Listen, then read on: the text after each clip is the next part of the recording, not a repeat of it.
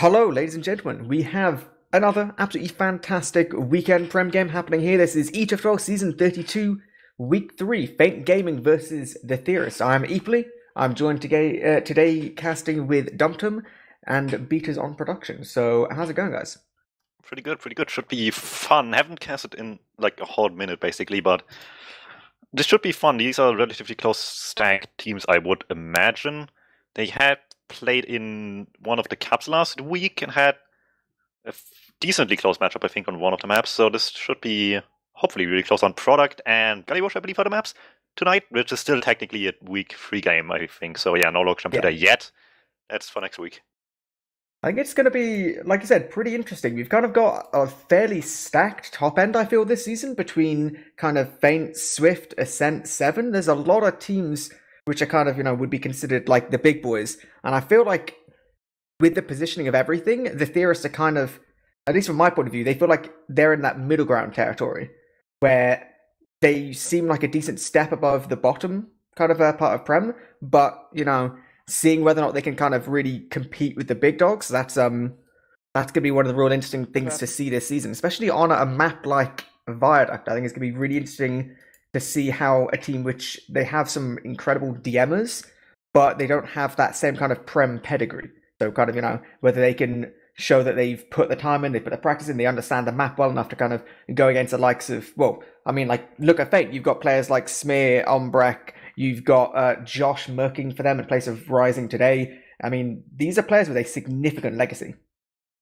Yeah, definitely. They have played for a much longer time on this high level of the game. And like you said, the DM is definitely there. And it's definitely the standout thing for the Furious. Like, they can make so many bad situations work just by having, turning these into, really smart fights to take. And suddenly just, all in their favor again when it really shouldn't be going in. But I don't know if a team like Faint will let them do that.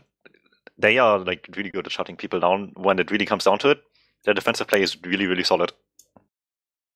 I think it really shows kind of you've got this kind of mix in Faint of real kind of old players, and then you have the much newer ones. Kind of, at least from my point of view, I still consider Kunu newer on the scale of things. He's obviously been at that top level for several seasons now, but he's not.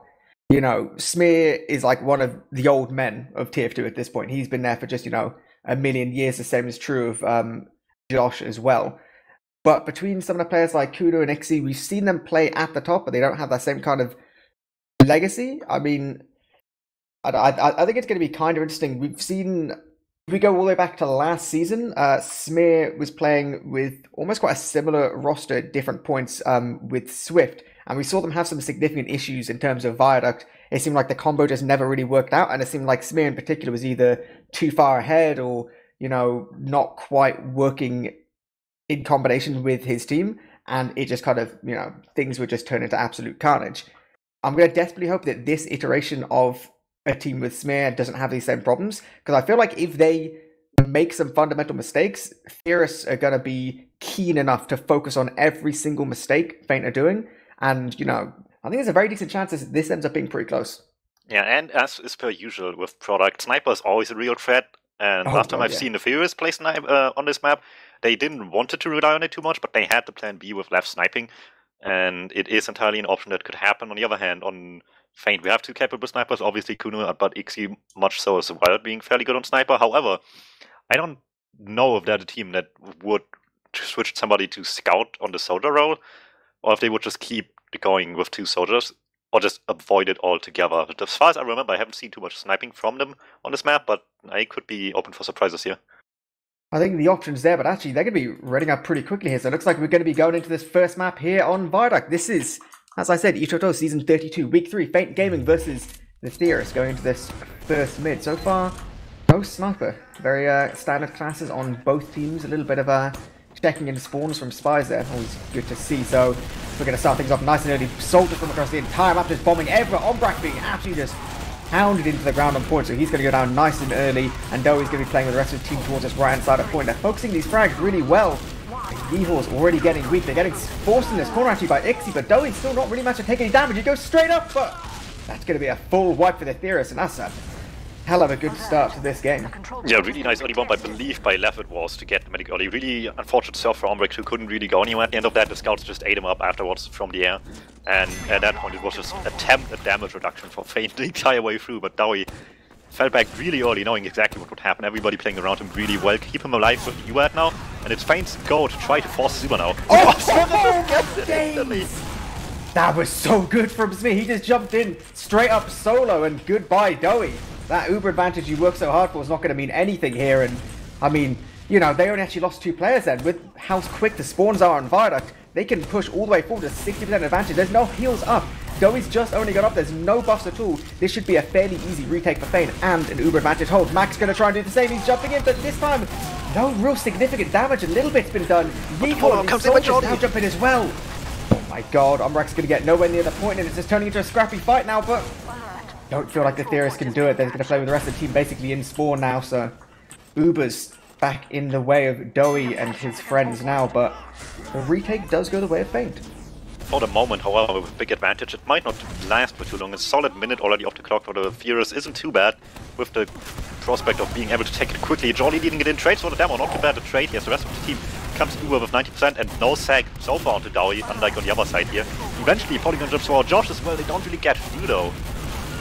I mean, these Feint players are committing really, really hard here, but it seems like the deny was so good. I think that first little kind of 2-shot from, I believe it was App, is just kind of almost allowed Theorists to just take that much slower. If they had to deal with both soldiers jumping, that would have been really hard, but really, really good denies coming out here, and this will be our first little 4th hold of the game. Very standard. First little attempt there by Josh to just break through for free, but Jordi just says no to that. Actually, he doesn't get healed quickly enough. That goes down still, and they ban this one immediately. Actually, they lose 1 player and they just call it quits. They're like, okay, you know, we've delayed things a little bit. We still have our Uber. We're still playing effectively 5v5 at this point, so we can chill a little bit. Move back to point. We do have Feint now moving towards this left-hand side of point. They have their Uber. They're ready to take this trade whenever. I think to see exactly how they'll go about it. Polygon's going to be jumping forward. Nice little deny again. Axe seems to be really hitting his shot. It's going to be Polygon trying to get behind, make something happen. Yeehaw goes down instantly, and he's distracting both soldiers now, so the re-push onto point should be really, really good for Feint. The damage is absolutely exceptional. You see Smear just pounding out these stickers towards point. And that was really nicely done by Polygon behind lines. Just drags so many people back, still trades out like 2 for 1 there effectively. And before the Theorists could even react in time, everybody just goes deep on the combo before they know what's happening. Really, really quick reactions to get these kills as quickly as they could gives them a huge advantage. And the leeway to make this comeback happening, because until now it was sketchy, but the sacrifice comes in yet again. It does, and it seems to just be more of a heavy commit towards point. They know that Feint doesn't actually have the Uber up yet, and so far they are managed to trade out some frags. The late fight does seem to be going the way of Feint, and Smear kept himself just so healthy and kept so much ammo loaded that can't really do anything other than try and tickle this point. And yes, with Ixie taking down Geordie right at the end there, this is going to be a secure point, secure Uber advantage. We've got about 1 minute 30 left on the clock of Feint, so they're still playing at a little bit of a disadvantage in terms of time, but they are seeming like they're just kind of starting to get comfortable in terms of the hold. Yeah, it might not be too little too late here, as you mentioned. Time is getting closer and closer again. Even Uber's not quite here yet, but they already want to make some moves forward. He's starting play the point. They have a lot of time here, so they can make movement forward. Do opt to just throw in the soldiers really late though, and they do get the force eventually. Meanwhile, Josh doesn't get quite as much luck out of his jump. They're actually going to go for a really, really late use towards point. They're going to try and focus down some of these players, but this 1v1 of Ixie and Yeehaw on the backlines, it's going to be, I mean, Ixie doesn't actually get that frag, but he causes enough of a distraction. He's going to be playing behind now, and we do finally see Kunu up on, oh my lord, he's up on sniper. It doesn't really matter. Ixie's just hitting everything right now, and he's still dragging 2 scouts back. Meanwhile, the rest of Feint, they're starting to get pressured towards point, but with that hype on Polygon, I think maybe this might just be the opportunity that they can't really take at the moment. Ooh, huge fight by Swirl onto jumping smack, but is it enough? Because everybody else wants to follow up. Left goes too far. Yeehaw hits the shot though. It's just people just jumping everywhere. So much work to try to save it, but it's just too much to handle for a single demo man in the end. It is, but I mean, I don't know. His team is going to be recapping this point. It's going to be about, I don't know, 30-ish% advantage. Actually about 40 now, just because of how much time Ombrax spent not healing there. But, I mean, they have a sniper now, and there's only about a minute left to go. You're in the kind of situation where Dowie has to get something significant off his Uber, or even possibly go try for a free take of point. Otherwise, they might start getting in a bit of a situation. This first frag on Josh is going to make things a little bit easier, though. They've heard this sniper. He's been rattling out shots already, so a lot's going to happen there. That's jumping in, not really achieving much. A little bit of damage, but only really just that little bit of space for his team to move on the point. And it's actually Ombrak and the rest of his team who's going to be backing up, relying a bit more heavily onto their sniper, but he does have his Uber. It's about 25 seconds. Uber's going to get used, and Ombrak looks like he can get caught in this corner. He's playing super far forward. He's going to just about manage to escape with all this damage on his team, and this has to be a really good repush here.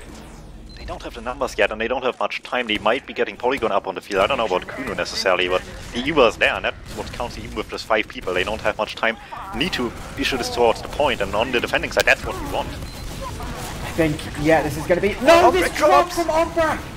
That's absolutely disastrous, and now with Smear going down there as well, this is just going to be the Theorists' opportunity to just pick apart these players on point. It almost doesn't really matter what they do, as long as they keep Doe alive. And I mean, we have Smear and Ombrak who's going to be spawning just enough in time. I guess Ombrak's going to have to get his 260 to jump straight onto point, but realistically, what can he do as this cap time disappears and that first round going to Theorists? And that was such a close game in the end, and like drop each basically make it even in that regard too, so it doesn't even matter to speculate like what would have happened if they didn't drop here, because you know in the end it's fair, but still that was close there. And man, I'm looking forward to more sniping, to be honest, because we didn't get to see too much of it until the very end. But for the moment, Kuno's back on scout for now. He is. We're going to be seeing the same kind of classes again. Soldiers once again going nice and deep. A lot of damage onto Ombrak. He's doing some really good piping. His left is trying to get something, but actually won't be able to get anything at all. The scrappy fight on point. It's starting to go a little bit more the way of the Theorists, but only really both their scouts that are going to be playing around. These shots being hit by Yeehor is pretty impressive, but I think Af and Doe, that is a little bit too far behind. They will be escaping with their lives, but the first cap's going to be going the way of Fate after... I mean, I think it's interesting to see the way both teams are kind of playing these mids. There's a lot of heavy soldier aggression. There's not a lot of just kind of waiting around and being reactive. Yeah, especially the Theorists, just straight in with the soldiers every time. They really want Ombrak dead as the first thing, and then just rely on defense from then on out. But again, similar approach here, just trying the soldiers in early, trying to get much out of it. At the moment, just trading lots of damage to Ombrak. However, not putting Lieber quite yet. Really scrappy, and this does look like it's a little bit kind of... I don't know, it's really tricky with Theorists having capped the point there and having to use the Uber now. They're just only getting the 6th player up. They're picking up one, but as soon as they get something good, they will be trading another player. The repush from Feint should be fairly easy, and actually, it's going to look like they're going to recap without having to use their Uber, without having to really do anything. So that's more or less exactly what they could have asked for there. This is a little bit going to be trickier for Theorists now. They're going to be playing with all this disadvantage, and they can't really afford to just do nothing. Mac looks like he's going to be jumping in. One sticky is going to be going in the way of Ombrak. He's going to be playing all the way towards house, and so far he's kiting every single bit. And that's such crispy cleanup from the Feint players just there. Yeah, and that's something that we've seen out of the Theorists coming out, like really good defense so far onto Dowie, besides the one drop, but that was just insane by Smithers, so Feint needs some of that. The bombs have been so much worse for them, like when they come into them, than onto the Theorists. Quite like the aggression we're seeing from Feint. They're playing really quite far forward on point. You see the soldiers really making the full use of kind of their mobility. Every time the Theorists seem to want to try and go anywhere at this point, they're, you know, they lose one player, they lose another player. They're taking so much damage, and even now it's equal loopers. We have about a minute advantage in terms of Feint, and it does look like they don't want to make this easy for Theorists to walk up to point without using. Yeah, the Uber comes in early though by the Theorists wanting to just pressure this early, wanting to get Forcer to Ombrak early. Not quite happening though, much better Uber for Feint Gaming here for the moment. They used Jordy early Af this week. Everybody falls back. Yeehor goes down to a nice rocket by Polygon, and it's just a classic case of just not getting the force out early, and it's just an attempt to see if they can get something here, but Left doesn't get in properly. Gets the 9 fairly early, everybody else just backed off safely at least. Not losing the medic's life here is nice, but it doesn't actually gain you any advantage here. Not really, no. This 4-hole should be fairly easy for the side of Feint now. It is actually Smear getting heavily pressured. He will actually lose his life, but not before taking down Yeehor, and it does look like the Theorists may be able to break through on the left-hand side, but Ixie's going to try and make something happen by taking down Mac as well, so moving back towards point is going to be the aim in the game for the minute. They have player advantage, but with how fast these spawners are going to be up, they're not going to quite have Josh in time to deny a fast push here. We do have Ubers slightly in the advantage of the Theorists, about 20%. It's something which they could possibly go for if they want to go deep, considering where Ombrak's playing. He's in this corner, he's getting launched up, and it does look like he will just about go down there right at the end, where he was desperately trying to get his Uber there. And I mean, it's a good read from Theorists and a bit of a misplay from Feint, I feel. Yeah, not backing up early enough is really detrimental here. However, they just want to cap the point so early, and 4 players still alive is just easy cleanup for Feint. get Dowie, get Mac on top of that, which is really nice to have. That no demo, no sticks to worry about. Just not backing off early enough afterwards and not respecting the players that are alive. Sackwave comes in way before they were ready for it, and it just instantly trades things around, and they don't need much time on the point anymore. Feint with only 12 seconds. They barely need to retake it in the first place now. These hiders towards house, there's both soldiers. This is a real all or nothing play. Jordy's losing his life. Af as well is actually going to be, he's going to be done a full damage there, and this really is just a full commit to try and catch Feint unawares, but they're too smart for that. They lose only one player, and this is going to be them recapping. And now, I mean, they've got about 45% advantage. They have control of point, and there's about 8 seconds left to go. Most of the Theorists players aren't even going to be alive by the time this point's going to be going fully the way of Feint here. So this looks like the second round we're going to be going for an equalizer for the side of Feint. Yeah, much improved round for Feint Gaming here. With so many mistakes that were in the first round present, not so much here. And I like the little late Kunu sniper coming out here just for the very end of the game where everybody is going to be so much more predictable. Doesn't seem like it's a trend now for the moment. Both teams, I appreciate the spy checking that at the beginning, just to make sure. It's keen, you know. It's free information. Why wouldn't you want to take advantage of it? So, doing the same kind of thing. Almost every single mid. Both the soldiers from the side of Theorists are going to be going deep, but the cleanup, the focus fire is looking pretty decent. But the late damage from Mac, he's just beasting across point. He gets some really crucial stickies, and I don't know. I kind of feel like some of these things seem like they should be going the way of Feint, if you know, just for one tiny little extra bit of damage, or I don't know. Definitely Mac is making significant plays with his team, and he's nailing that timing of when to move forward to kind of, you know, pump out the damage, but also deny some of the pressure which would be happening if he was just a little bit slower. It does really help that the Feint bombs were not well coordinated. Like both went for different things, neither of them did much damage, and in the end, few bombs just did so much more damage. Easy cleanup from London out, but force attempt comes in straight onto Dowie. They look goodly to get him. He's weak, but nothing really connects the roller. Not quite enough. 4 people down, and the Uber is still in Dowie's hands. That is a little bit scary there for Dowie, but credit to him. Not having to use there is going to be so good in terms of this fort hold. It's still 30% disadvantage for Ombrak, and just only seeing them set up into the more conventional fort hold now, so it is going to be pretty difficult. I would imagine we're going to be seeing a pyro spawn on the side of comes in left side, and everybody with that Josh with the jump immediately going for the force, knowing what needs to be done here, and everybody else just gets Ombrak out from the buffs he gave all the way into the point there, and that's good enough. They lost 2, but that doesn't really matter. Mission accomplished. Josh got to jump onto the medic. That's all you want here.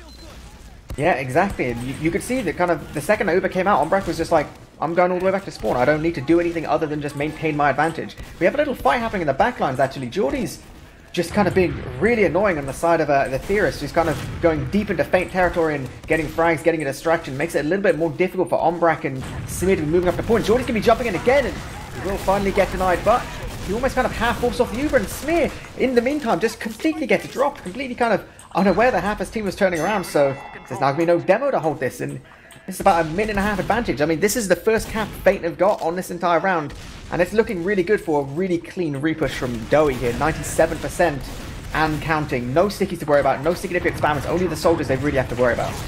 Yeah, and so far Johnny taking nice base Mac, with a lot of damage across the point. Eventually Polygon and Ixie going deep, find too much damage unfortunately. Nicely backing off that early enough behind the fence to just avoid most of it. Smith comes in late, tries again with the pyre, doesn't hit them, and that would have killed Dowie if it connected.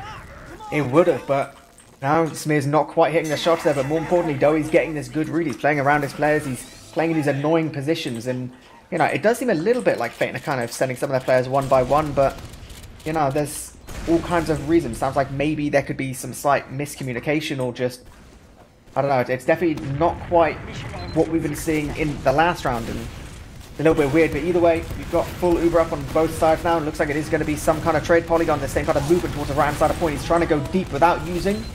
And it is going to be Dowie using much earlier this time. Polygon trying to go in the background, trying to make something happen, while the rest is Uber trades, and there's some fantastic body blocking with Ombrak. I mean, it won't really. But Dowie's on the dice for it. F goes down so quickly afterwards as well. Feint just getting all the space on the point. The Polygon behind lines is actually so distracting for Theorists in the end that they just back off way too early and let Feint take so much space for free. And the medic just stays alone on the point suddenly. We were playing on the medic earlier, but the moment the UA happens, it's just they all abandon that theory and it just falls apart. It does, and now we're going to be in a decent position. Ombrak and Josh playing towards this right hand side. It isn't quite a stable foothold here. It's kind of, you know, a bit of a mishmash, people being thrown here and there. It doesn't look like they want to fully commit as of just yet. Josh playing really deep on main, trying to make something happen. Yeehaw is up on fire on the right hand side. He should be able to deny this soldier fairly easily as long as he can get focused, but he could be losing his life as well. We still have this soldier playing really close, but the rest of the Theorists players have been going through and picking up 2 crispy frags. It's going to be Ombrak, Polygon, and Smear. Sorry, Smear's actually going to be losing his life. I didn't even see where he was there. He wanted to sack really late, but it just got denied and died on the way out and effectively. And this is, with these number situations, really early force there onto Ombrak. Kind of just has to use it to stay alive. Doesn't get much out of it. Polygon at least trades before he dies, but that's still not much, as Polygon didn't manage to force the Uber here. Dowie with full Uber now onto the point. And yeah, see, not having Polygon here, it's going to make things a little bit more difficult. Kunu sniping is also going to make it a little bit harder for Dowie, but I feel like they're playing pretty smart on this. They're just kind of tickling the point, and they're getting now pressured more by Ixie, who just kind of, you know, shout out to him. He's got that W button, and he's really hitting his shots, but potentially a little bit over-aggressive at certain points. 2 frags going to go the way of each team. This Uber will get used, so we do have advantage for the side of Ombrak now, but I mean, this timing's starting to go pretty close. I mean, 1 drop here from Ombrak, or just an early use, will effectively allow this to be another round for the side of the Theorists. They do switch off the sniper for this they almost have, but they also have to kind of start early to make good use of the Uber they have. So they start playing the point with 10 seconds left, 90% Uber. You get a lot of spam to force the back. Actually, man just goes down to that map. It overextends a bit. Soldier behind straight onto Ombrak. Ombrak gets the Uber in time. Doesn't want to use to this. Does use eventually. Kunu goes down, but they all just sack for the medic there at the end to get that force up in the first place. They do have some time for this to be maybe the good play here, but we'll see if this push actually works. Yeah, I mean, it's 40 seconds, so there's plenty of time for Dowie to get his Uber, to get the rest of his players and to kind of move forward, but now we're almost in the exact same position where Dowie's got to be really, really careful with how he's using his Uber, you know? He's going to have to be checking every sticky trap, every kind of random hiding spot, every single position where things could potentially go a little bit wrong, and he's going to get really heavily pressured on the right-hand side. Polygon's going to be going deep and won't quite hit the rockets, and Josh and Polygon losing their lives that early. Uber's going to be coming out here. Smear's going to be trying to jump away on point, and looks like he will actually just about manage to live, and they will get a frag on left in the meantime. Now, though, the repush has to be on. It's only 5 seconds on the side of the Theorists, and 0 Capram will just cause a complete end to this round. Smear is beasting on the point, and these arrows from Ombrak are he still doesn't so have good, scouts but... on. Ombrak is on the point. Oh.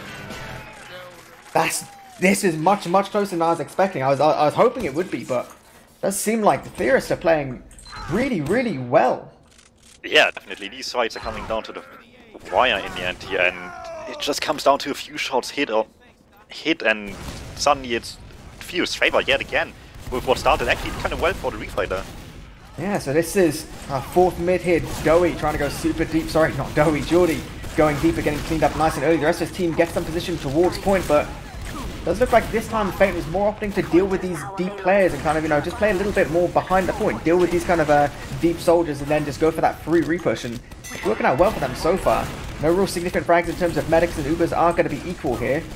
But the first cap goes away with Fate, and it's, you know, that first kind of opportunity for them to start feeling a little bit comfortable here. Let's see how this works out for them now, leading them around for the moment. Because, like you said, Dowie's surviving. Makes them able to contest this fairly early, and they try to just get some time on the point, damage over the point as well. This time is mostly what matters here. Dowie's still forward, so they have to use kind of early, but still obviously better Uber to the 3 is everybody going deep, Mag, app on the Uber, trying to place on a weak Ombrak post Uber, and they will get the kill fairly quickly, and that's all they care about, as long as Dowie stays alive. Polygon behind lines, get a nice jump as well. Is it enough? George with the attempt follow-up doesn't hit the air shot. Nice attempt at the end, but that was really well played by the Theorists. It really, really was. You see, Dowie has just such an awareness of where these soldiers are coming from, but this late scout, Kunu's going to be losing his life as well. I'm absolutely baffled that Dowie's managing to stay alive throughout all of this, but he's just making such a difference for his team right now. Constantly playing with an Uber advantage is just making things so much more comfortable for them, and they will have about 40% advantage. There might be an opportunity to catch a kind of unawares Ombrak if we see the same kind of position that they were playing before, but it looks like Fate are going to try moving up a little bit, try and get some aggression before this Uber quite comes out on the side of Theorists. Early damage, Yeehaw going really deep, kind of having to play a little bit further back, but doesn't look like anyone from Fate particularly wants to fully commit. They're trying to kind of tickle point, and I mean, this position for Ombrak, it does seem like this could be good if Theorists are able to move forward. It feels like this disadvantage. There we go. We do eventually see Mac going to be running across the right side, but no one's really able to go deep with him, and they might get a couple frags here, but it won't be on Ombrak, and he'll be getting his full Uber now just to kind of, yeah, do what should be quite easy repush here. It seems like Theorists just kind of didn't quite recognize their time to go. Yeah, it was a really small window of opportunity there, and Feint actually managed to get out there really, really well. They played aggressive for the longest time, so really well timed backing off there by the Feint squad to get out in time, get this Uber back on the field, and just get the point for free now. Feint gets this completely for free and not any fight put up by the Theorists here is really surprising. But let's see what happens next here, because they are not letting this go out for free. The flank still fighting, get Josh really early. That's a good pick to have right now. Flank completely open. And still just backing off though. Feint has a lot of damage going their way, getting them spammed back all the way, and they need to respect the Uber. They can't overcommit to this. Oh, exactly. You see this kind of this line of stickies that Smear's putting down just to make things difficult in terms of going maneuvering around the point. He will just about get his Uber now, so trading players, it will be effectively a 5v5 with one spawner coming in from the side of Feint, and there is a bit of an opportunity for Doey and his team to go for a bit of a trade, but taking down Polygon's a good start for them. It is going to make things a little bit easier in terms of going for a late fight or kind of repush after Uber goes, but it doesn't look like they even really want to trade. They want to try and focus the pressure on point. They will be making Ombrak use a decent little bit earlier there. Doesn't look like they're going to be playing to get a soldier behind. Instead, they're going to make sure that both their scouts are 185, and they're going to be going for the refight just through sheer force of kind of position and through the hills on their scouts. And so far, looks like Feint are giving them an awful lot of respect here. Mac just trying to do something on the right, but Feint don't really seem to want to commit to the point. Gordy's going to be going deep. He's going to be causing a significant distraction there, and this has to go straight in. And just completely destroys the combo, gets Umbrak, gets smothered with some cleanup by Yeehaw, and suddenly this all turned around. It was looking like such a easy job for Feint to just get out of there, recycle later, maybe get Uber first.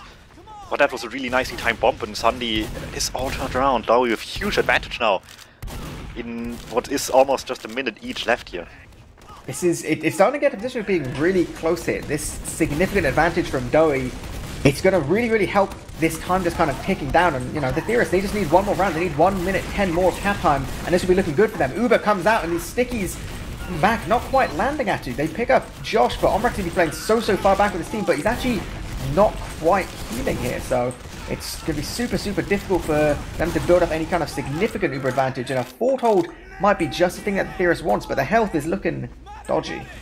Yeah, it was also the really clutch serve by Dowie there at the end. If he went any higher, he would have died from fall damage with how low he was, but barely survives this late sack by Polygon in the end. And like you said, Ombrak surviving isn't as huge an advantage as they might have wanted to for anybody to heal, but it is still an advantage nonetheless, and that alone crushes them all the way over the point already. It's actually really impressive how that 40% turned to about 50%, and these players getting picked from the side of Feint. I mean, they will finally get a second and a third now going their way, so the recap will go towards the way of Feint, but throughout all of that, those kind of scrappy fights, this and that, it's all just kind of racking off more time for Theorists. 13 seconds left on the clock, and they will actually have this Uber more or less ready to go here, so it may well be all on this trade, all on this bit of a spam war, and Mac seems like he wants to start this fight on going on this Ryan side of point now.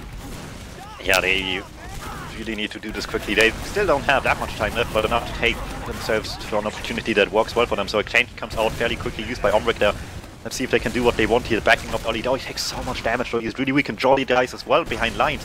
Makes this fight a little harder. Spill overextend on the point though, goes down fairly quickly too. No Demoman. It's a lot of damage that they are lacking now, but so much spam by Feint still to get people weak, not let them get on the point for free here. And Lab commits in for his team to try to make space. Doesn't work too well, but Mac gets the follow-up anyway. Despite the weak damage on them, it still is just enough. It's so peculiar there. I thought absolutely kind of for certain this was going to be going the way of Feint, but it just looked like Ombrak took a little bit too much damage. Had to play really far back to get a pack, and it's now only 3 seconds left on the clock. These stickies towards point. Mac is just raining so much damage down. That's absolutely obscene. And that's going to be the first map, 3-1 to Theorists. Yeah, really impressive stuff by the Theorists coming out here, and I must say that was really good between like Matt and the rest of the team. Like the survivability they got out of Dowie just by himself and with the rest of his team supporting him was really good. It was really impressive. Like they seem to be, you know, they made their fair share of mistakes, of course, but their ability to just kind of keep an eye on these Ubers, kind of, you know, not have to use too early in different situations, but just having that consistent, useful source of healing. It isn't just the fact that Doe would stay alive. He'd stay alive in a decent position to play and heal the rest of his team. And it makes just all the difference on a map like Vardak, where it's just constant fighting. Makes all the difference here, and I think we will have a couple little logs to look at, and I think first thing I'm going to be going for is let's look at some of these medic deaths. You know, that's interesting. 7 to Doe and only 8 to Umbrak, and yet it felt like there was a significant amount more positions where Doe was just more able to benefit his team than Umbrak was. Yeah, for sure, for sure. It often comes down to just the impact that death has in the given situation. Like, one of Umbrak's drops where he died was just straight up losing them around effectively in that position. The one Dowie had that I remember was still not great, obviously. That was like a few minutes before in the same round, but they had enough time to recover from that, and it makes so much of a difference when the medic dies, opposed to just how much he dies. I think kind of following off what I said just a little bit before the game, kind of, we saw in the version of Swift last season, we just saw on maps like Vardak, Smear would just be dying way, way, way more than really a demo has any right to in order to kind of win a game on Vardak. And, looking here, I mean, Smear's pumping out the damage, 385, but he went 15 for 21 deaths. And just losing your demo that much on Vardak, well, I mean, you can see, by comparison, Mac pumping out 405 DPM, but he only died 12 times that entire game. And I feel like you could really see that. He would bide his time behind point. He wouldn't be that first kind of initial point of aggression or that kind of initial engagement. He would be the guy who, after they start to kind of take a bit of position, who'd walk forward with 8 stickies loaded, and he would just absolutely just carpet bomb the entirety of the Feint team. I thought he made so much of a difference in so many of these team fights. Yeah, and it also goes to show, if you look at damage taken compared to the heals taken between the Demoman and Smithers, took so much more damage compared to the heals he took in comparison to Mac that it just becomes very apparent that they play just different roles. Smithers just not only heals so much, still trying to play aggressive and gets punished for it so much more without his team. And I can remember a few situations where he just was constantly the first pick in really bad spots, and Mac's survivability in comparison just helps out the team so much. I think, even if more resources have to be put into it, it's still worth it in the end. Yeah, exactly. What he took more resources, but he also provided a very, very different role for his team. I think it's we kind of mentioned a little bit about medics, but I think it's incredible the fact that we've already said Dowie had one less death than Umbrak, which by itself isn't incredible, but he had 5 more Ubers over the course of that game. That is really significant on a map like Viaduct, where the majority of teams will play very, very Uber centric. The idea of getting an Uber, seeing if you can take a point for free without having to use, see if you can go for kind of, if they have control of point, you can go for a trade and kind of go for the repush. It's all based around where's our medic in terms of percentage, is it a significant advantage? Is there something we can work with that? Having 5 more Ubers just makes the game so much easier, and you get to have so many more of those comfortable positions where you can just be like, okay, worst case scenario, we'll keep people alive, and we'll see if we can't keep control of point here. Yeah, in comparison, Dowie actually had it's really sad to look at deaths after charge stat, which is 5 out of his 7 deaths in total. So, like, almost every Uber that he used killed himself afterwards, basically. But they still made the best out of those Ubers in the most situations and still got, like, really good fights at the end. And at least killed, like, everything else on the team on Feint as well to make up for it, at least. Which is still something that definitely needs improving. If Dowie survives in those situations, like, if you just look at the logs by numbers, he would have effectively not died at all. If they can just escort him out of these Uber fights at the end. But I feel like that's the one thing that really stuck out as bad for the Theorists. Just like surviving the post Uber as the medic there and having him survive there. There was like a decent bit of discommunication between them.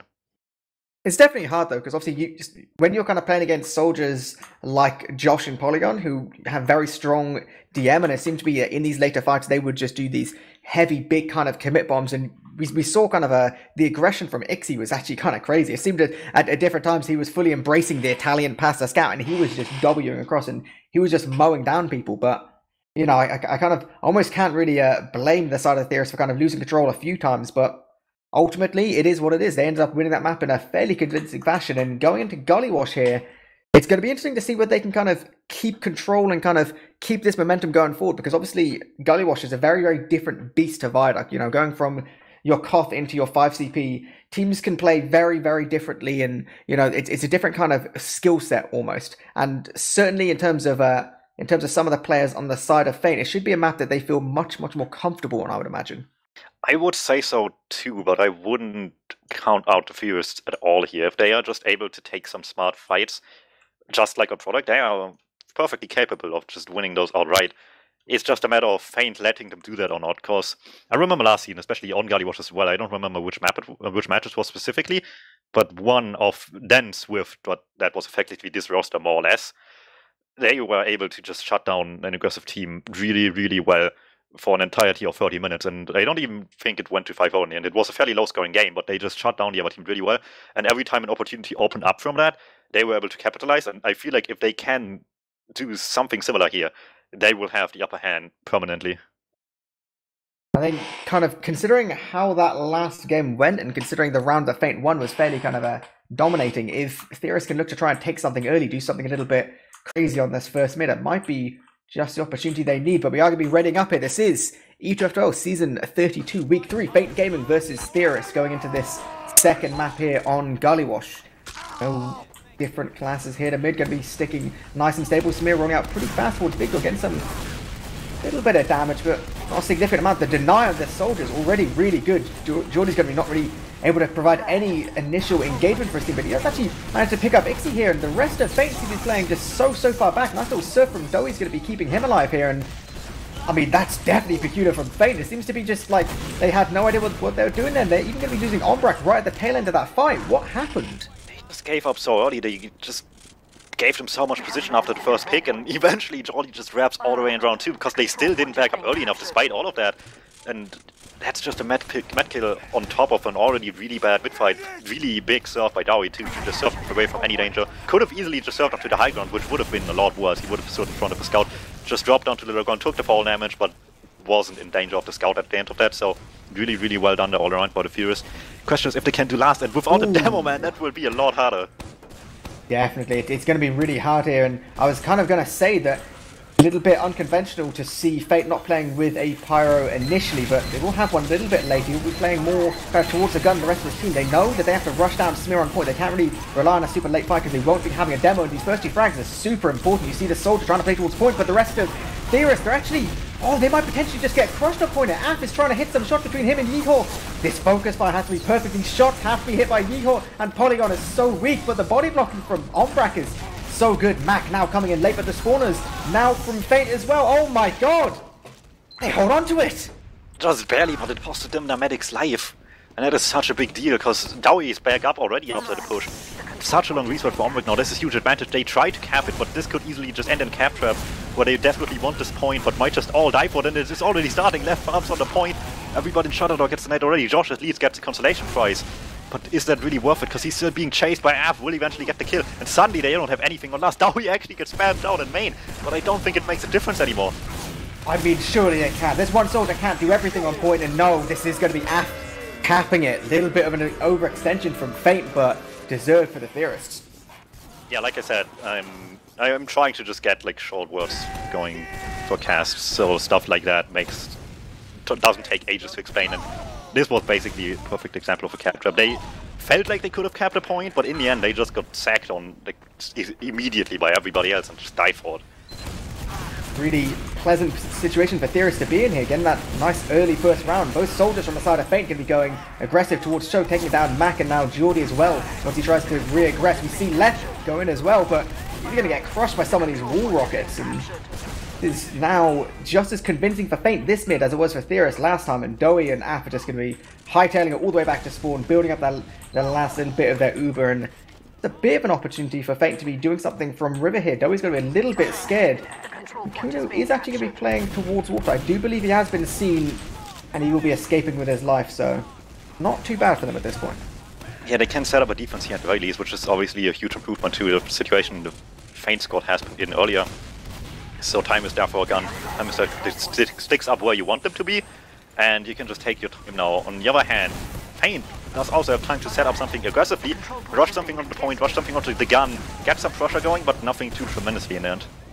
A nice little skip from Polygon from Bauk there, and he could have maybe done something a little bit more, but you saw how far back he was playing. He's basically in spawn, and now though he will be moving towards top. Josh is going to be doing a lot of damage. He will actually get cleaned up there, so it's technically 3 players down on the side of Feint, and Af trying to take some position towards point, but with this, you see the spot where Ombrak's playing above point with both Smear and his scout. They can deny so much point time just by being able to stand right on that kind of top lip, and it's actually really difficult for Doey and the rest of his guys to get any significant damage in this position. But actually, I don't quite know what's happening. Ombrak and Smear getting massively dislocated, and Smear's been losing his life here. No Uber's been used for either team yet, and it is starting to go scrappy and turning into an unpleasant fight for Theorists. And oh, DuMmTm's even gonna have to use his Uber here. Mac's gonna be trying to run forward a little bit with pipes, but nah, there's gonna be no overextension from the side of Feint just yet. They're gonna be waiting on the Uber advantage. Ixie and Josh playing towards water, but they don't have to do really anything just yet.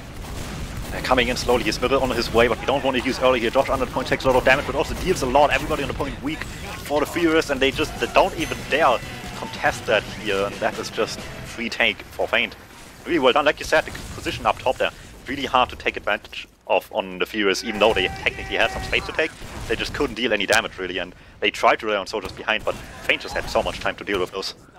Yeah, I really like that position. It denies any ability to start the cap time, and you know, even losing Smee, you saw how well it went for them. So this is going to be 1-1 in only 5 minutes. Early aggression, Josh trying to get on the Mac, and he'll hit those 2 rockets. And these rockets from Polygon as well, sinking straight onto DuMmT. So Ombrak now, both of his scouts and Smear, they're going to be trying to do something, but the focus fire from Theorists, that timing's working well, and it's super scrappy. Kuno and Smear are going to be so weak. The late rocket from Polygon is going to be just healthy enough to come in and hopefully win this for his team, and he will. 3 frags for him on this mid, but I mean, it really could have gone either way there. Yeah, much like last mid, just early aggression pays off really well for Feint get the kill they won this time, including the medic, which last time didn't happen, obviously. And again, the Theorists just had one goal afterwards, which is get as many kills as possible, preferably Ombrak. Getting at least that is pretty good. They can at least prevent them to take second for free here, which is much better than being stuck on last, especially if you have advantage, because advantage of last means so little compared to advantage on mid or second. Exactly, you know, so frequently having an Uber advantage on last, you'll tend to kind of use that advantage just for the sake of being on second, as opposed to being on last. It's kind of, you know, trading a little bit of position for what would then be an Uber disadvantage. But we do now have a little bit of potentially a stalemate. 20% advantage for the Theorists. It does look like they're going to try and make something happen, but sticky trap to take down Mac, but then Smear's still playing close enough to get caught as well, so not going to be super easy, and Feint just getting the Uber in time is going to be racking up the damage, racking up the frags now. Af's going to get taken down, and DuMmT's going to be all left by his lonesome. This Yeehor in the backlines shouldn't really be able to achieve anything, and he'll get taken down by Kuno now. I feel like Smirre overestimated the Eber situation. Paul, they had a little bit more, and they almost had Eber in time as well. But in the end, it still works out despite Smirre dying, and despite this little bit of miscommunication there between the team. It still gave him Eber just in time to just punish them for trying to chase deep into mid, get the kills, completely roll it back here all the way into lobby now, and get themselves even advantage into last. This is a very sketchy position. They do have some time before the Uber's up at least, and the gun is here, the heavy is here. There will be a fight at least. I mean, the sentry gets taken down from some nice stickies from Smear, so they're not just kind of building this Uber doing nothing, they're getting this info, they're taking down these little off-classing situations, and it is going to be really significant advantage for Ombrak, about 50%. This should be a fairly straightforward push as long as nothing bad happens too early. So he's going to be jumping in from right. He's going to be getting some decent damage. Kudu trying to get onto this demo behind point, and he will take him down. So now no stickies on point for the side of Theorists. Their own Uber still 50% away. The damage though is good. Geordie's taking some really crucial rockets, and Smear once again a little bit kind of caught away from his team. The big chase from left actually all the way towards top might get something so good, and he is going to be trying to get onto Ombrak. This first rocket, the second rocket is going to be cleaning it up, and it's a full wipe for Feint, full Uber advantage for DuMMT, and they're going to be moving forward now and should look to maybe take mid for free. It's only really this Kuno sniper in spawn, which might be a little bit of a stumbling block for them. Polygon beefs his jump, and on last it was really unfortunate because it so much came down to just Feint not being able to deny the spawners. Everybody just rotated from the one side of spawn to the other, got out for free without taking much damage at all, and suddenly the Theorists just had the upper hand positioning wise again.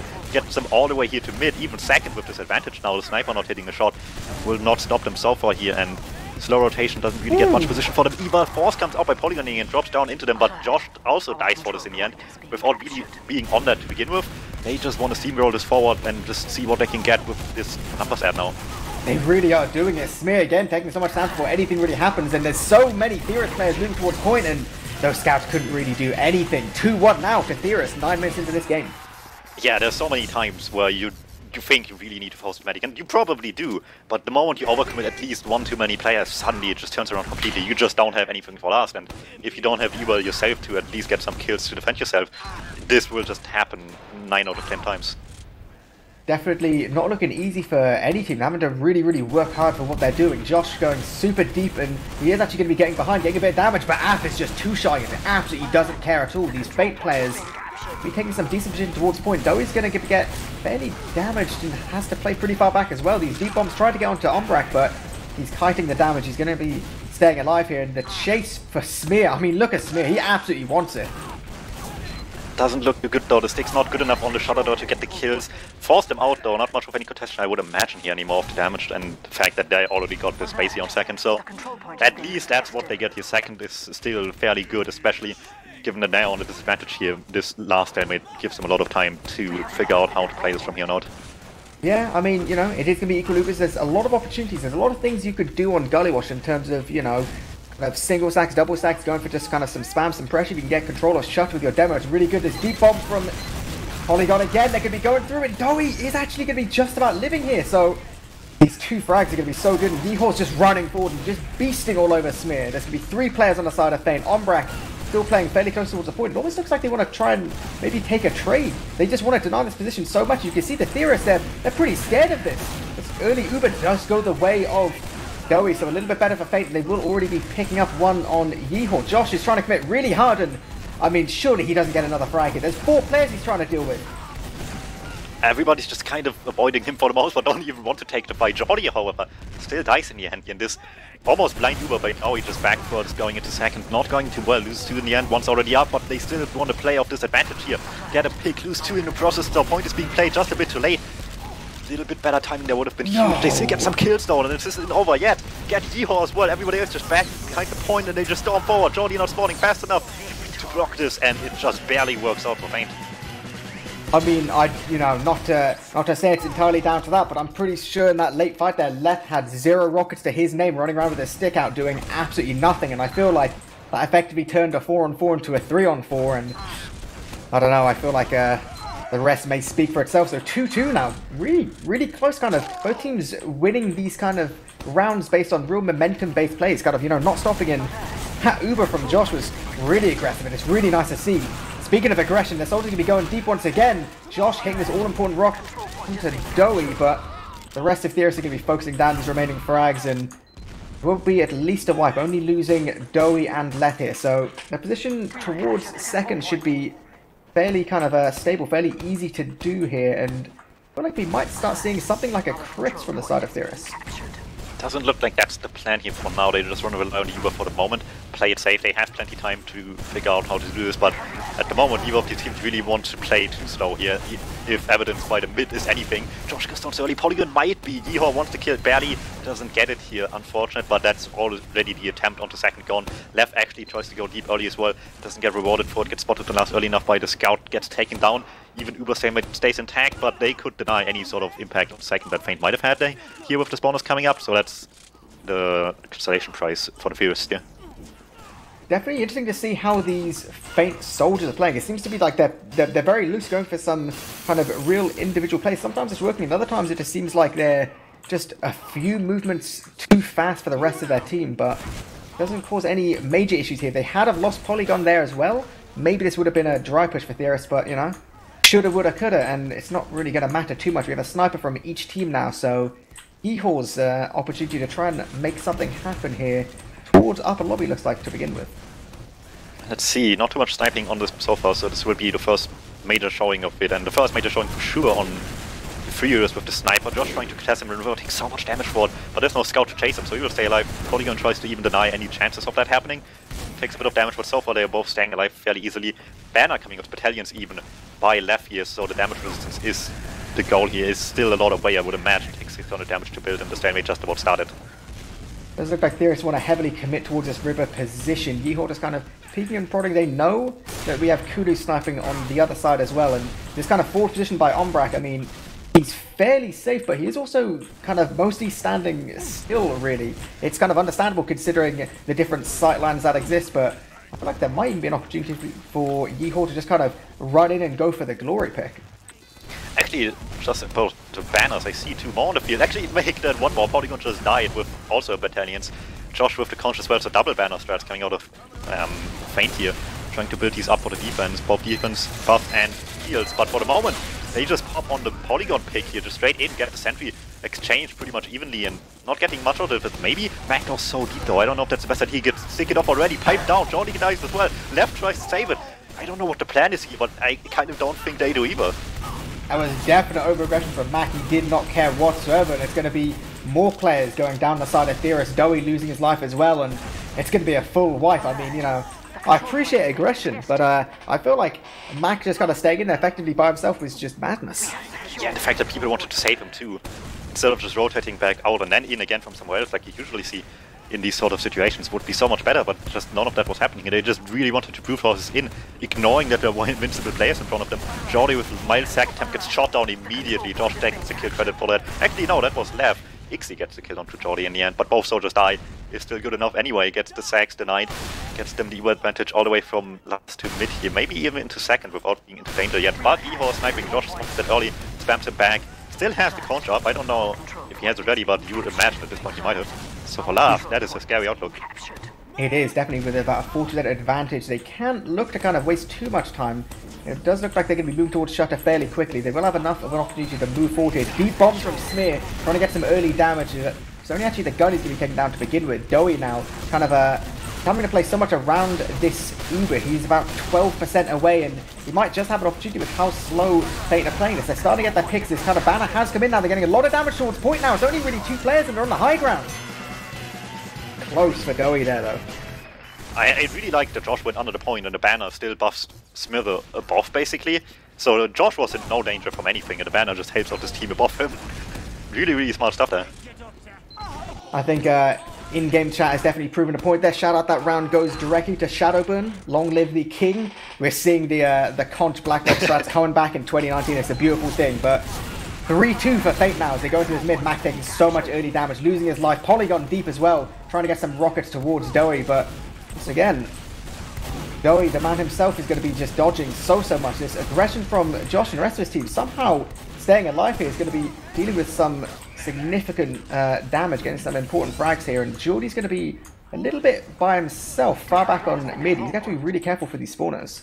That was a really nice split up between offense and defense there. The combo Demo, Scout, and Medic just on defense the entire time, defense from the soldiers on both sides, and both soldier pairs just going too deep trying to get the Medic, but Polygon gave them so much space which made all the difference in the end.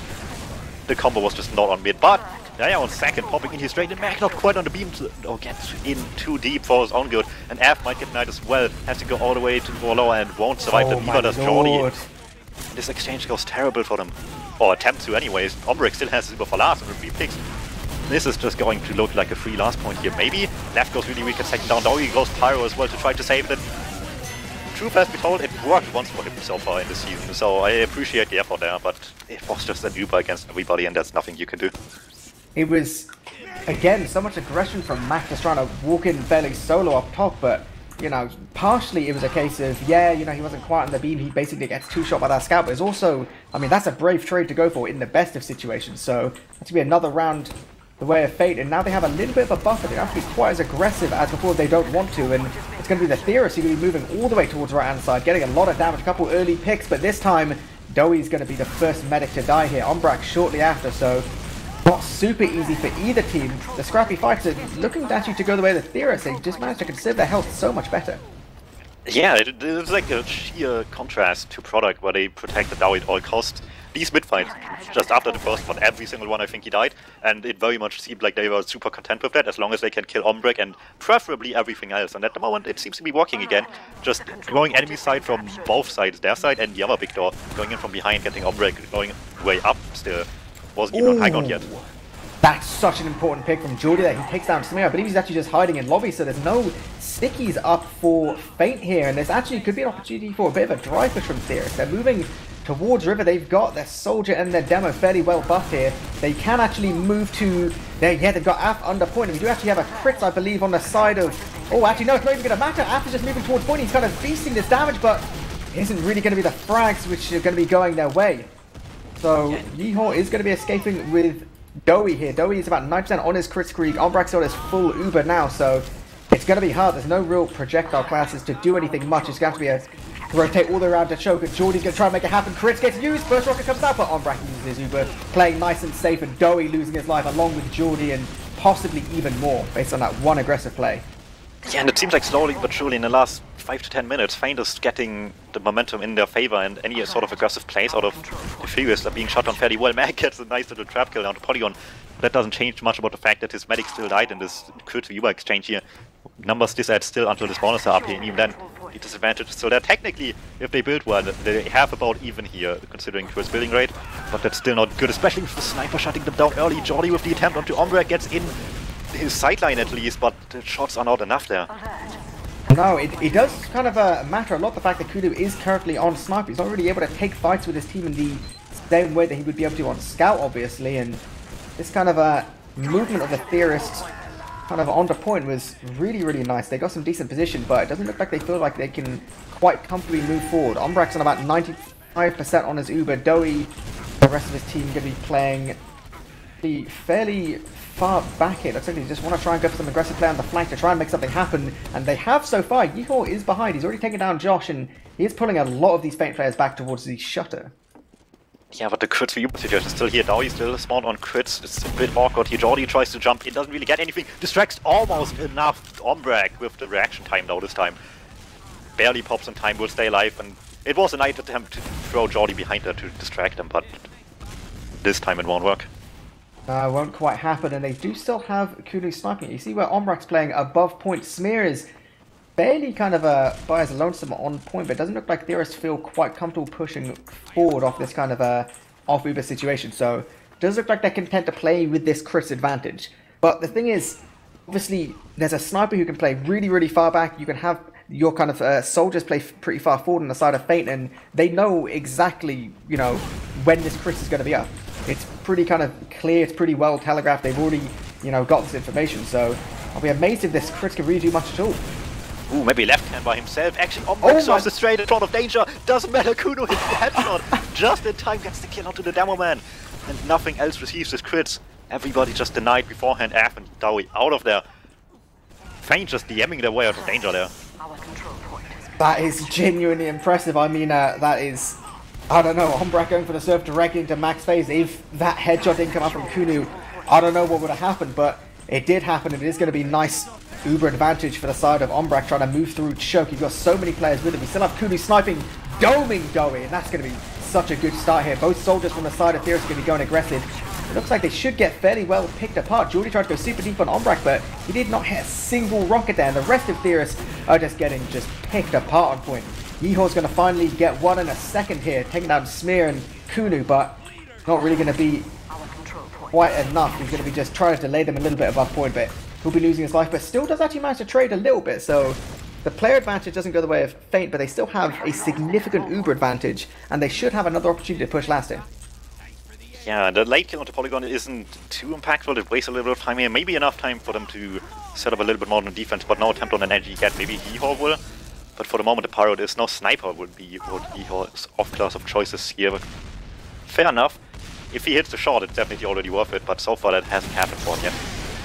Uber's going to be coming out now towards the shutter. Really good denial from App. He's actually just only getting taken down now with about 10% left on this Uber. So if they can get some good damage up here with these players trying to move through shutter, Smear actually losing a lot of control in terms of height, but the frags are going the way of Feint so far. We have one player going below the point, and it's just going to be, yeah, this one player on Sneaky's not really going to achieve anything now, and that's going to be 5-2, and there's only about 7 minutes left in this game now.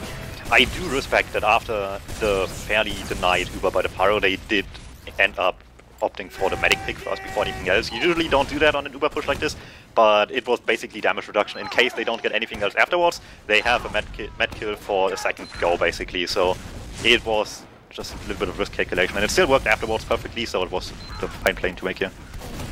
Direction in terms of the enemy drop down from left, but these players are very aware of it. Jordy trying to go in as well, provide a little bit of a distraction. It's a full right side kind of commitment, and actually a Saw coming out on Polygon now, so there's Uber advantage from Dowie. Might actually come into this fight. They can leave some players capping towards point, and Half and left along with their medic now going to be moving towards lobby. A little bit scary for Ombrag. He's going to try and get out and 38 HP, but it does look like he will be able to get back to spawn. Still about 20% advantage. There's still 2 players towards mid though for Feint. This is making it impossible for Theorists to actually cap the point, so they do just use into last though, try to see if they can do anything, but they're just in spawn. They don't care at all on Feint, and mid is still being capped. They don't have Uber anymore to actually do anything about this, so they just kind of need to win this fight outright here for this to work at all. And so far it's working. Josh and Ixie have been a little bit overwhelmed by 4 players coming back for them, but they already basically forced the Uber just by existing there. Yeah, really, really weird. So they have to go and kind of undo and recap the point now, but they still have a significant Uber disadvantage. So it should be Feint's opportunity to try and just walk through choke. And I feel like Theorists is starting to get a little bit desperate here. You see Geordie jumping to try and get this force. Yeehaw's on the flank though, trying to make something happen. But I mean, Theorists are now losing Mac, and I feel like Feint at this point, they can just start playing fairly safe. They can go back, they can send their entire team back to deal with these 2 remaining players if they need to, as long as it results in them keep control of point and keeping this now Uber advantage they got from picking up Doey there.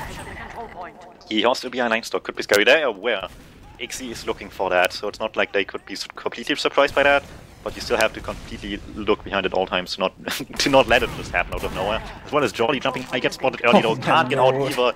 Kuno's mirror just deny him perfectly there, and this is just a matter of bringing this to time now for Feint, I think.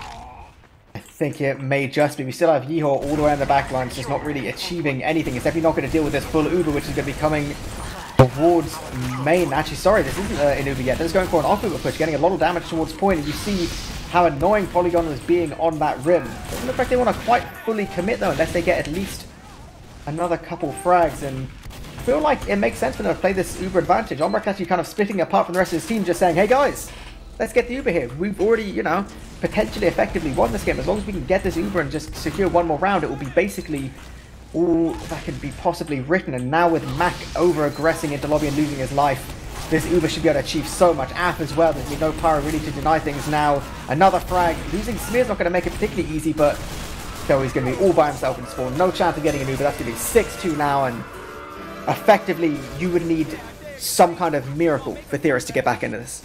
On the other side, you only need 1 round to save yourself about 2 minutes of your life that you don't have to wait here before it's over. So let's see if Feint is keen enough to do that.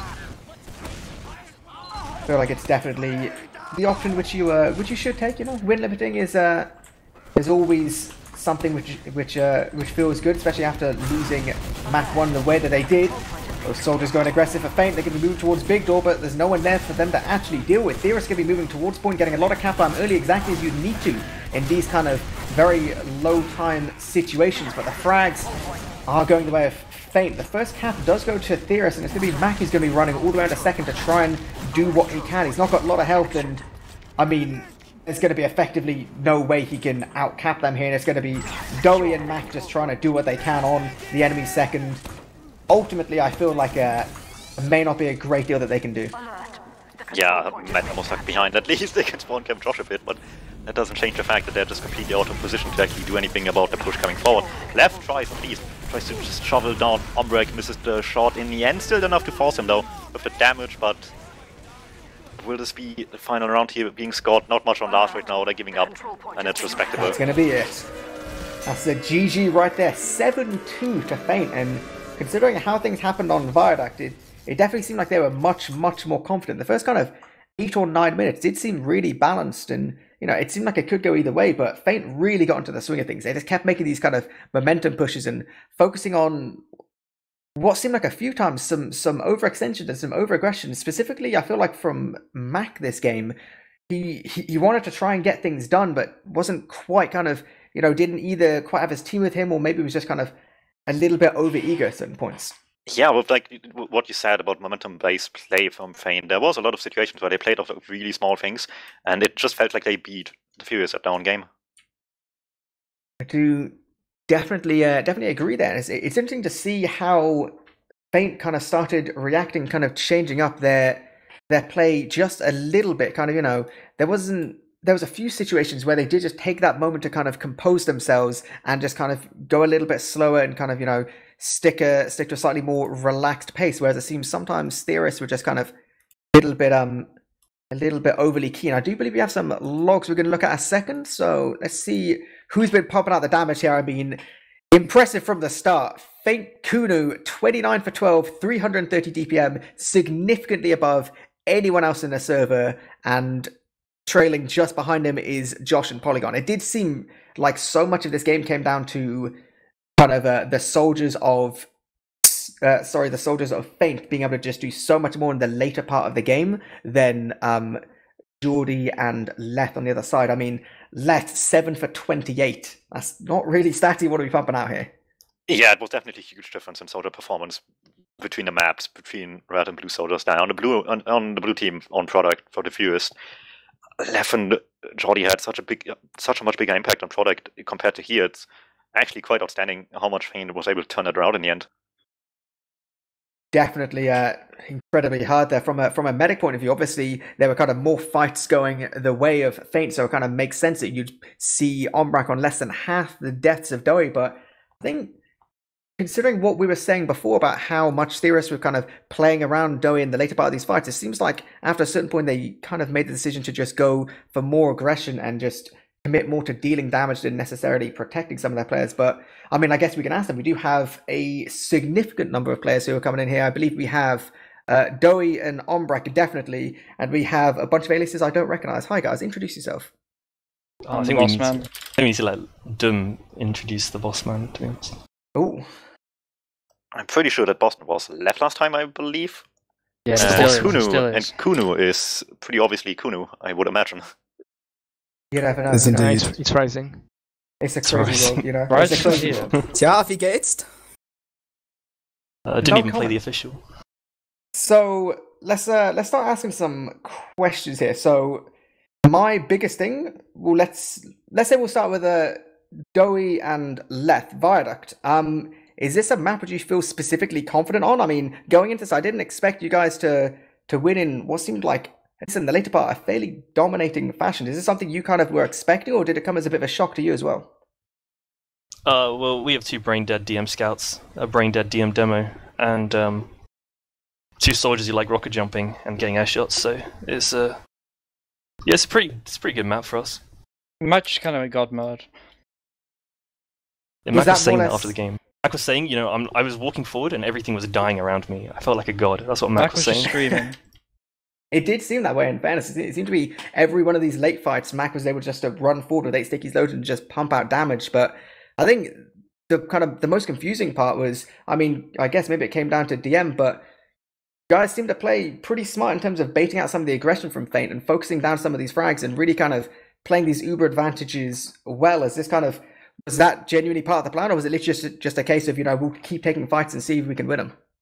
That's just me being a better player than everyone else put together in the world. That was pretty good at Viaduct. Christ. Yeah, and then I play Gullywash, and I'm actually the worst player in existence, so I average out to being middle ground, I guess. Yeah, no, we played Viaduct really well, actually. I was just pretty happy with how we played. We played Gully pretty meh, but it was mostly on the calls, and Gullywash, I made some really bad calls for Gully, and we kind of got us lost from there, so... Okay, let's go over to Ombrak and Kunu. Obviously, we saw a huge difference in terms of Viaduct compared to Gully. To kind of start with Viaduct, was this a map that you felt fairly confident kind of going into, or did it, you know, especially obviously playing with Josh instead of Rising, you're already kind of playing with a Merc.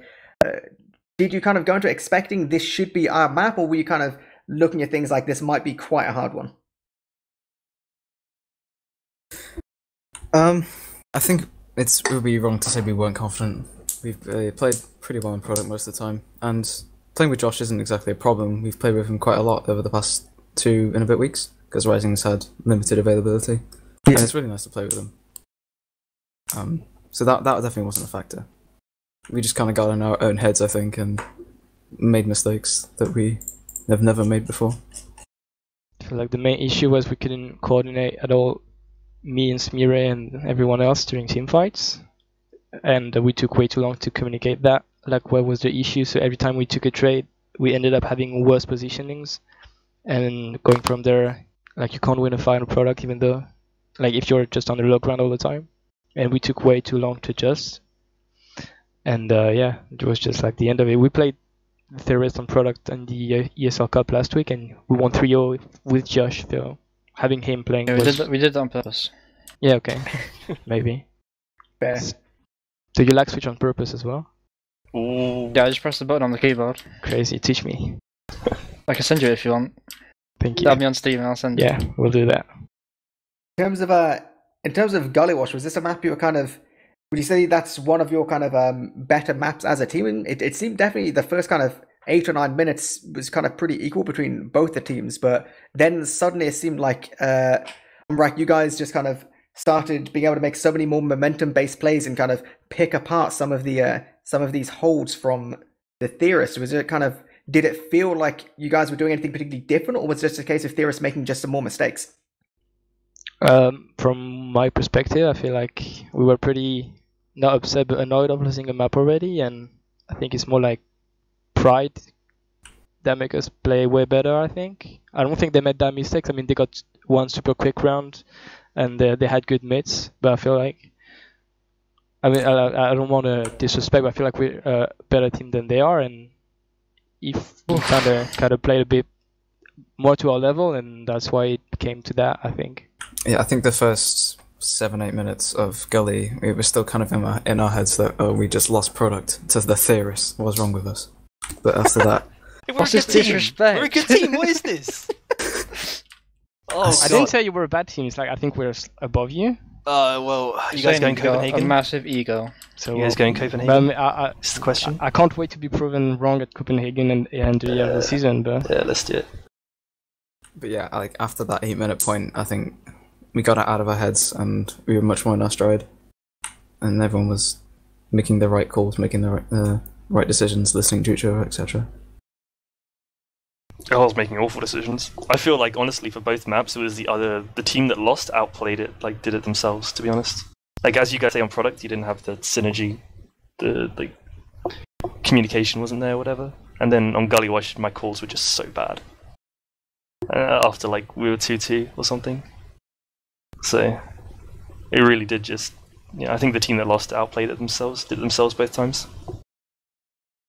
Fair enough. DuMmTm, you got any questions you want to be asking our boys here? Not really, no. I think everything got covered pretty well, so we can just move to shoutouts.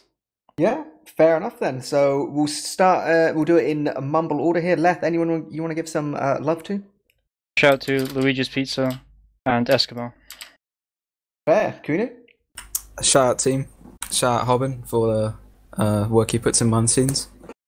Yeah, shout out to Seven for the warm-up. Good stuff. Doey?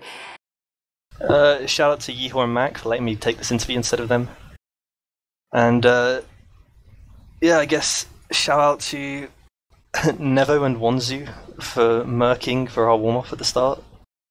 Because yeah, Thomas and Sui are late every time on Team Mungie mode or Torret dot sucking toes. So I don't know what they call themselves now. Definitely one of them. Ombrak, how about you? Shout out to Mac and Yeehaw for letting Dewey come into interviews instead of them. Shout out to my team. Shout out to Josh for being a merc for like 2 weeks now and being a better player than Rising. By a significant distance. Oh yeah, thanks for that, by the way. I didn't want to add that, but yeah. And gotta be honest, man. Shout out to people who cast and watch games and stuff like that. And yeah, it's fine. We'll be other teams. It's okay. Fair enough. DuMmTm, who's your shout-out's going to go to? Shout out to my boys, Spy Boys. And yeah, just shout out to the viewers. And shout outs for people bearing with my last minute organization lately. It is what it is, you know. Okay, I'm going to shout out our teams. It was a really interesting game. Really good to kind of see significant kind of differences between maps. It always makes it exciting and kind of keeps you guessing. It's definitely going to mean a lot, I think, this game going into the later part of the season. So shout out to the team, shout out to the players who've come for the interviews. It's always good hearing from people, and obviously shout out to DuMmTm for casting with me, Beta for doing production and shouting in our ears whenever we miss anything important, and obviously the people for viewing. I believe our next game for TFTV is going to be tomorrow at 21:15 European, 7 versus Swift. So I guess until then, we'll see you next time.